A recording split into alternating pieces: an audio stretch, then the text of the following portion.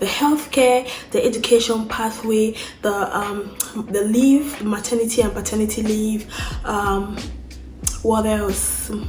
The kindness of the sweet, the childcare, and the direct pathway for immigrants, or the pathway which is not very complicated compared to other countries.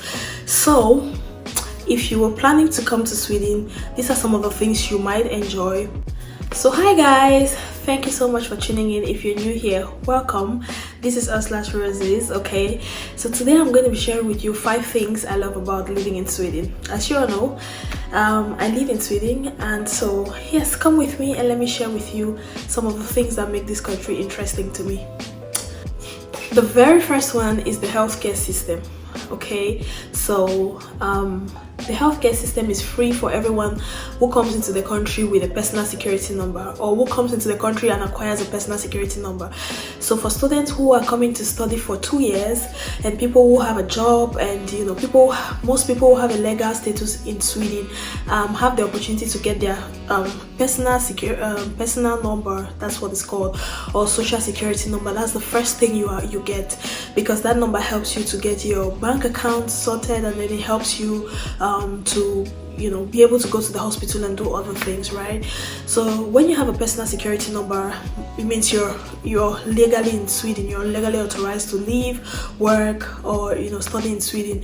You have access to free healthcare. So you go to the hospital and you don't pay for your consultations, you don't pay for your medical tests, you don't pay for medical procedures, but you only pay for your drugs. So you go to the pharmacy and buy your drugs by yourself. So free healthcare is one of those perks that I love so much about living in Sweden. So you can be sick all you want, you can have whatever problem, and you can be rest assured that you would be able to go to the hospital and get free healthcare. However, you have to pay a very insignificant amount when you go to the doctor. Sometimes it's 50 crowns, sometimes it's 100 crowns, sometimes it's 300 crowns when it's a specialist, and you can convert these crowns to US dollars, maybe like $3 or $5 or $10 or less, or a little bit over that when you want to see a doctor. So it's practically it's almost free.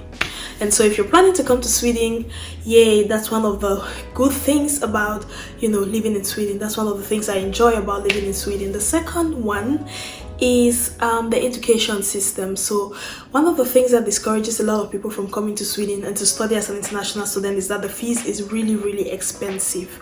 However, if you come to Sweden and have a job, you can be able to, and then you are able to switch from your work permit from a study visa to a work permit, then you are eligible to study free.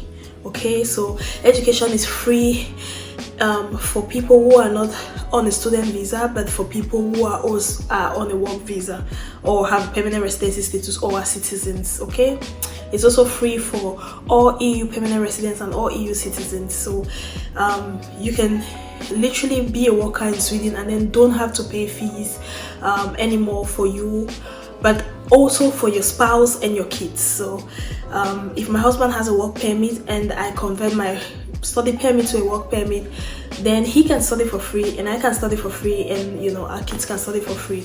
Another thing I love about living in Sweden so much is the maternity leave, maternity and paternity leave, or parental leave.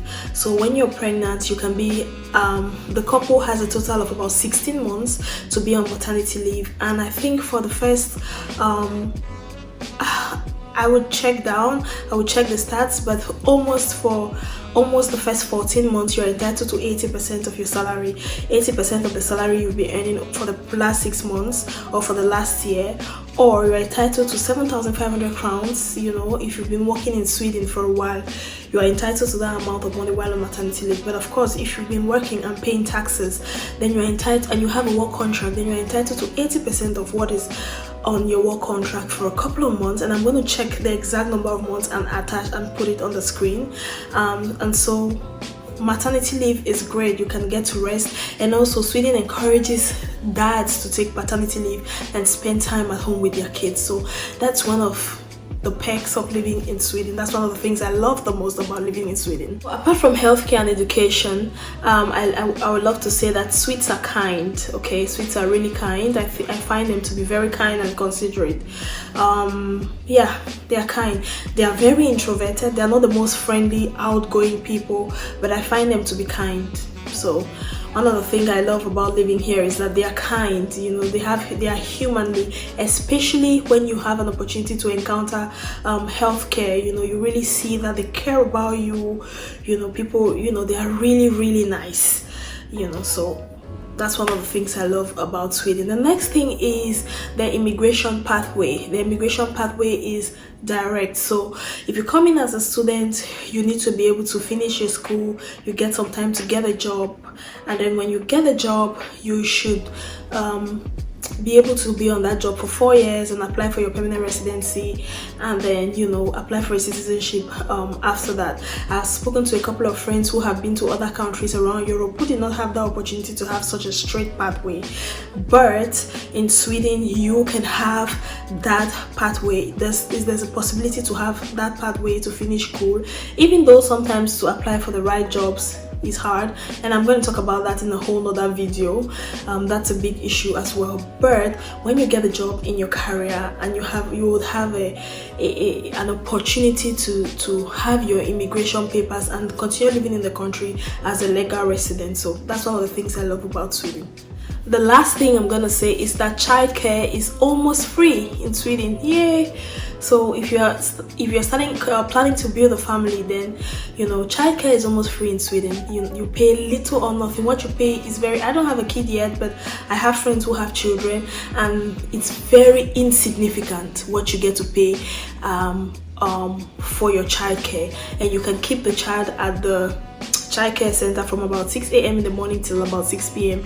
in the evening. If he has to go above that, of course you have to call and they have to know what's up and why it's taking that long. But childcare is almost free. Like when I compare the childcare in Sweden with other countries, I'm like, wow, other countries are paying so much for childcare, but in Sweden it's almost free. So I've come to the end of this video. I've mentioned a few things, and these include the healthcare, the education pathway, the leave, the maternity and paternity leave, what else, the kindness of the Swedes, the childcare, and the direct pathway for immigrants, or the pathway which is not very complicated compared to other countries.